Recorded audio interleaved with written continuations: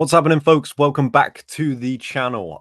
As I mentioned on the One Championship and Glory review that is already up on this channel by the time you're watching this video, doing a little bit something different for this week. There was a ton of fights over the weekend. So instead of just talking about 1167, which, like I said, I already have done in a previous video, I wanted to talk about some other stuff that was going on, and I thought it would be best to split up the kind of One Championship and Glory, striking sports mostly, with some European MMA, which of course is kind of my what's the word?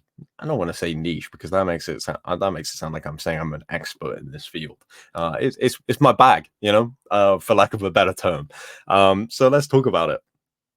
There was so much MMA over the weekend. Like, I haven't even had time to go back and watch the KSW card where Big Fielder Freeze defended his heavyweight title again. I have seen, of course, the highlights already of that card, but haven't been able to go back and watch it in full. Or Cage Warriors, who were out in the US on Friday night, I do believe. But there was two cards on Saturday night that I think stood out the most. Two European MMA shows. You had the return of the PFL Europe in Newcastle and then Oktagon 58, which we will talk about after we talk about PFL. So let me know, by the way, if you want me to do more of this kind of style stuff. Like I said on the One Championship and Glory review, just taking it a little bit more chill. We're not going so crazy. We're just, you can put the kettle on, grab yourself a cup of tea, or get some work done at the same time, and we're just going to chat about the fights and have a good time. So let's do it. There was a couple of fights that kicked off the PFL card. I'm not going to talk about every single fight, otherwise we will be here all night.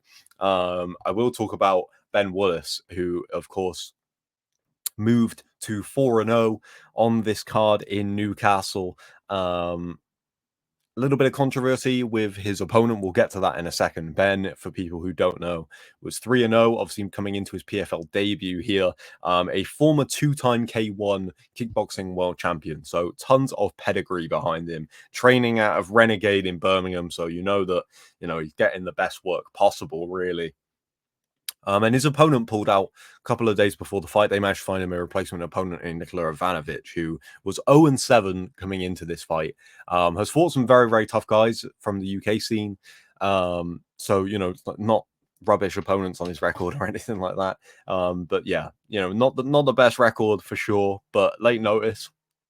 Guy that's fought some very, very exciting talents in the past. So I was still kind of excited to see how this one would come on. And it was, just basically a striking masterclass from Ben Willis. A little bit of a what's the word? Like almost like a shop window performance from Ben Willis. Like, this is what I can do, and interested to see how he performs against opponents that maybe offer a bit more of a threat than Nikola Ivanovic. No disrespect to him for taking the fight on short notice, of course, but yeah, impressive performance from Ben regardless. Valentina Skitidze advanced in the tournament with a win there. That was part of the tournament, right? I'm not going crazy. Yeah, it was. Okay. Kusha Kakarov, of course, last season's winner at bantamweight. He advanced as well with a third round finish over Thomas Gromval. Might have butchered that name, so I do apologize. Dominant from Kakarov. I thought he looked very, very good. The scary dude. Funny as well that they were talking about, what is it going to take to put Gromval away? It's crazy. And then just bang, lands that shot that puts him down, and then lands a follow-up strike to get the finish. And yeah, he's going to take some beating in this tournament once again. Bit of an upset here. Well, maybe an upset from my point of view, because I'm super high on Mark Ewan, but I know a lot of people have got pretty high hopes for Claudio Pacella as well, who managed to get that win. Super close fight. Karolina Wojcik versus Lizzie Gevers. Of course, Karolina moving on to the next round, where it is an all Polish semi-final, right? Let me just double check that I didn't make that up. Who was it that? Yeah, of course, the first fight of the night, Paulina Wisniewska. Might have butchered that. Do apologize. Another upset. Julian Pierre Lopez submitting Dominic Wooding. Of course, Lopez took the fight on short notice. Dom Wooding was supposed to be fighting Luke Shanks. Dom Wooding was stepping in to replace Franz Malambo. Lopez steps in and secures what I imagine is the biggest win of his career, right? And he get dropped by Dom Wooding earlier on in that first round, and then drops Dom and gets the submission win. Very, very impressive performance from Lopez, who suddenly is, like really in the mix in this tournament. And for Dom, a tough night at the office for sure. I thought that this PFL Europe thing would be really, really exciting for him in his career, and it hasn't worked out so far. I don't know what'll be next for him. Maybe a little bit of time off before he tries to come back, or maybe he just wants to bounce back and get back in there as soon as possible. We will see. Very, very dominant performance from Ibrahim Abragimov, who submitted Josh Reed in 50 seconds. And as they said on commentary, I believe it was Dan Hardy who said it, nobody gets through Josh Reed that quickly. That was a statement performance from the undefeated fighter. And yeah, looked super slick, got the takedown early and worked for the submission. In my opinion, the performance of the night came from Chanel Dyer up against Mariam Torchinava. I apologize, by the way, if you can hear background noise and if my audio sounds weird compared to usual. Today of all days, they've chosen to make loads of noise around me, whether it's the neighbors having work done, whether it's people outside cutting the hedges and trees and stuff. So I literally have to have these headphones on, otherwise I can't hear myself speak. So I'm gonna have to try and cancel out this background noise. But hey, it's what we do.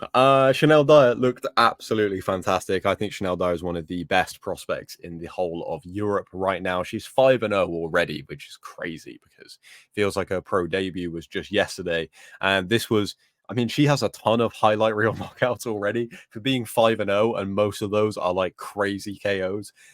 This one, is this one the best? There's been some really good ones. This one might be the best, I think. The way she landed that head kick and slumped Torchinava was so impressive. It was a completely dominant performance. She's so aggressive when she throws. Yeah, incredible performance from Chanel. Lewis McGrillen, the McGrizzler, taking on Matis Zaharovs. This was a pretty good fight. I had Lewis winning the majority of it. Definitely showed some new wrinkles to his game. Definitely showed some maturity to his game as well, I think, after that loss to Wesmeyer, his first loss of his career, bouncing back from that here. And yeah, excited to see what's next for Lewis. I love that dude. I love watching him fight. He's a great dude. So yeah, excited to see what is next for him. And yeah, a big win for him, an important win for sure. Jack Grant proving himself to be one of the most underrated fighters in Europe. I was always a fan of Jack when he was in Cage Warriors. He had some losses there, but they were to very, very tough guys that usually beat him and then went to the UFC, right? The likes of Jai Herbert and Ian Gary come to mind. And Jack was kind of out of the scene for a little while. Came back and fought the Lazy King in France and put up a much better performance than I think a lot of people thought he would have been able to do.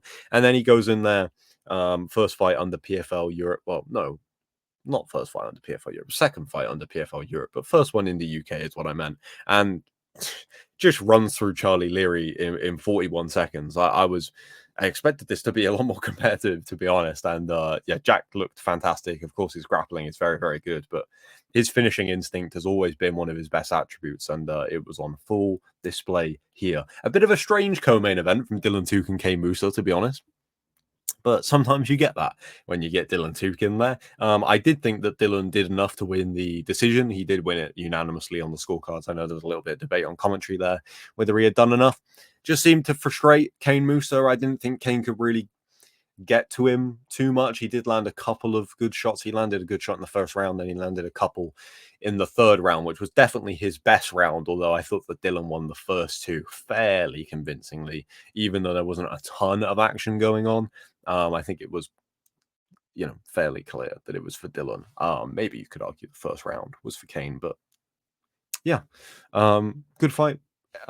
Excited to see how the rest of that tournament plays out, because I'll be honest and say I am not too sure how that one is going to work out as we get into the final stages there. And in the main event, Savannah Marshall, former boxing world, she was two-time unified, right? Which is crazy. Making her MMA debut against Mirella Vargas, who has a kickboxing background, despite having, not the most impressive MMA record of 1-2. I mean, that is 3 fights in MMA more than Savannah Marshall. And she tested Savannah Marshall. She took her down a couple of times, and Savannah was able to get back to her feet. She didn't back away from trading with Savannah, which obviously was dangerous, but Savannah eventually just so accurate with her strikes, as you would expect from a boxing world champion, and just eventually managed to, land the combination that put her away.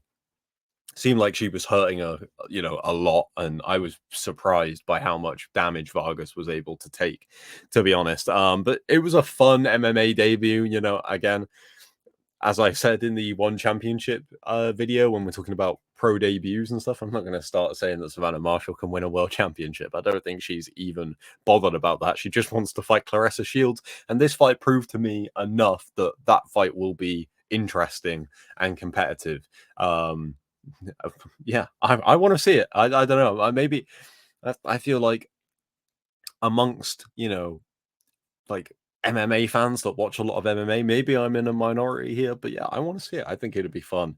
And I thought Savannah like weathered some adversity in this fight, and it was super fun. And I loved her post-fight interview as well. Her talking about how it's a good job she can punch. That was great to see. On the same night, Oktagon 58 went down in Prague at the Eden Stadium. Octagon's biggest event to date, open air football stadium. It looked phenomenal.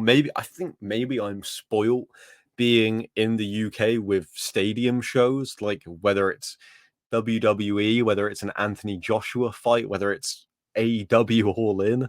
Like maybe I was watching this and I was like, wow, MMA in an open air stadium, that's crazy. And then I'm looking at it and I'm like, this feels quite familiar, but it really shouldn't. This is super rare, super impressive that Octagon were able to do this. I know that they put on huge events anyway, and their production and crowds is something that I think they're probably more known for than any, one fighter or something like that. That brand that they have for just putting on these crazy shows, I think really translates, and it certainly came across in this event because it looked phenomenal. The atmosphere seemed incredible as well, particularly towards the last couple of fights for some of those walks to the cage and stuff. That was super cool to see. I didn't catch some of the earlier fights again, trying to flip back between a couple of different events that were going on. I did watch some of the important ones for the tournaments, of course, Amaran Gogaladze and Leandro Silva, and the tip sport ones where you had I'm going to butcher his name, so I do apologize. The Spanish guy, Aquidan Duke. Might have butchered it. I do apologize. This happens when you're talking about European MMA. He took on Mohamed Machayev, and got the win there, which I thought Machayev was probably going to win that one. So I considered it an upset. I don't know if it was in terms of the odds, but and the one where I was like, all right, this is where I'm gonna, really lock into this card was the final fight before the main card, where you had Mateusz Legursky taking on Akon Wanless, because I thought Akon Wanless looked phenomenal in Birmingham earlier this year to advance in the Tip Sport Game Changer tournament. And I thought Legursky would be a very tough test for him, and it proved to be. It was a close fight at points, but I think Legursky, deserved the win and advances into the next stage of the tournament. So fair play to him. And the main card was where things really heated up, in my opinion. With any stadium show, when it gets dark, that's when I'm like, all right, we're in. Same as watching WrestleMania. When it gets dark, all right, it's showtime. And what a way to kick off that showtime with the Shem Show. My man Shamrock getting the submission win over Yaroslav Pokorny, finally putting this long-running feud with Pokorny to bed. Dominant performance, was able to take his back in like the first, I don't know how quick it was, 20 seconds maybe. And from there, Shem is a nightmare, and he starts working for the choke, and he gets it. It's why I call him the Scouse Strangler. Gets the win, looked dominant doing it, didn't get a great reaction from the crowd. The walkout, I'll be honest, I think Many Men by 50 Cent is a little bit overdone with walkouts, but I think if you are gonna do it, if you are gonna pull one of the walkout songs that gets used a lot, walking out in a football stadium full of Czech fans who all want you to lose, that's a good way to do it. So I get, tip of the hat to Shem there, and massive tip of the hat for the "you have the right to remain silent" line. That is one of the coldest post-fight interviews I've seen in some time. So go back and check out. By the way, both these cards were on the Zone, so go get a Zone subscription and watch these two events back, because they were both definitely worth your time. The performance of the night was awarded in the next fight, where Marek Mazuk took on David Zawada and knocked him out in 1 minute and 15 seconds. He hurt Zawada super early and kept the pressure on him, and then landed a beautiful little, off the top of my head, was it a right hook? Trying to remember without notes. Like I said, on the one preview and the one review and stuff like that, there were so many fights this weekend. I didn't have time to make notes. I just tried to watch as much of it as I could. The co-main event delivered quite a bizarre moment for the fans in attendance, because Ion Surdu stopped David Cosma in the first round, and when I say stopped, I mean stopped in his tracks. Right, like just one shot, face plant, done. And the crowd was like, that moment where a whole stadium full of people don't know what to do, because they're like, that's an insane knockout, but he's just knocked out, a legend of the game in Europe in David Cosma. So that was that was crazy to see. I think that, I mean, literally all four fights on this main card could have had performance of the night. They did give it to Marek, but I thought Shem and Ion Surdu could have both won it as well. Maybe not the main event, although it was a ton of fun. Carlos Vermola versus Attila Vate, of course, the rematch of their fight from 5 years ago. One of the most significant fights in the history of Oktagon, maybe the most significant. I would say it probably is, based on other people's comments. And on that time, Attila Vate stopped Carlos Vermola in the first round, became a huge star, hasn't fought since. And I think the hasn't fought since was crucial in this fight, to take 5 years out and come back, whilst Carlos Vermola has had like 11 fights or something like that in that time. It just showed in the fight. I didn't think Attila Vate looked super, I don't want to say comfortable, because of course he's he's fought like over 40 times in his career. So it's not that he was uncomfortable. He just didn't look smooth. It just looked, everything looked a little bit disjointed. Everything looked a little bit not muscle memory. It looked a little bit like he was having to think about what he was doing, and because of that, his footwork was a bit off, his shot selection was a bit off, speed was a little bit off, cardio was a bit off. And against Carlos Vermola, if you haven't got cardio, in the bag ready to pull out at any point, you're gonna struggle. And Vermola kind of wore on him in the first round. Didn't have a ton of success with the takedowns and stuff, but was definitely getting to him and starting to tire him. And then the second round gets a takedown and goes straight to the arm triangle choke, which I believe he won the light heavyweight title with, which of course this was a title defense of that title, and submits Attila Vate and sends the crowd crazy. The walkouts for both these guys is worth, the price of a DAZN subscription alone. Go back and watch those. That was phenomenal to see. And yeah, this whole main card, I mean, only one fight made it out of the first round, and even that ended in the second. So definitely go back for the main card of this. Tons of decisions earlier on, I should say as well. With Ion Surdu's win over Cosma, he now goes on to fight Amaran Gogaladze for the vacant welterweight title, after Gogaladze beat Leandro Silva earlier on in the night. Yeah, I think this card lived up to the hype. When you have a main card that is 3 first-round finishes and 1 second-round finish, the atmosphere was incredible. Like I said, the production, as you would expect from Oktagon, yeah, all of that was great. And the main card in particular had some great finishes, and there was some there wasn't tons of stuff earlier on in the night that I was going crazy for, whilst trying to watch other events. I was keeping up with it, and it seemed like it was ticking along nicely without ever, kind of reaching that fever pitch that you want a big stadium show like that to hit. But it definitely did for the main card, so that is worth your time. And as I spoke about, I think there was a ton of performances on PFL Europe that were also worth your time. Let me know what's coming up next week that you guys are excited for. Whether you want me to do this kind of thing again, whatever. We're just trying out a slightly different thing here.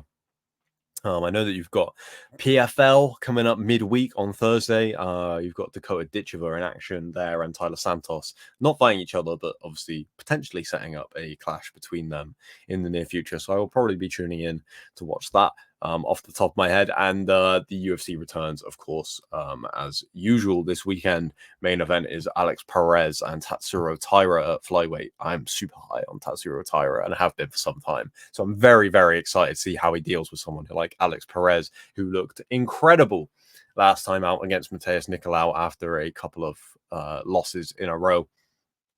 For the record, I did watch the UFC from this past weekend. Dominic Reyes bouncing back with a win was cool to see. And main event, I was surprised. I know that Cannonier was the underdog. I'm super high on Jared Cannonier.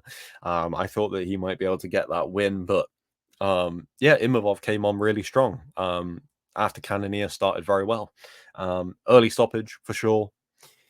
Is there tons to complain about there? Would have Imavov found the finish? Of course, you never know, but I think it was heading that way personally. So I'm not crazy upset about it. But it was early. But it is what it is, I suppose. Even though I am a big Jared Cannonier fan. Love that guy. He's great. Anyway, like I said, let me know. What fights are you guys excited for this weekend? Did I miss anything from this past weekend that I need to go back and check out? Let me know in the comments below. What was your favorite fight? What was your favorite performance from the weekend? All that good stuff. Leave a like and I will catch you all very, very soon. But until then, I'll see you next time.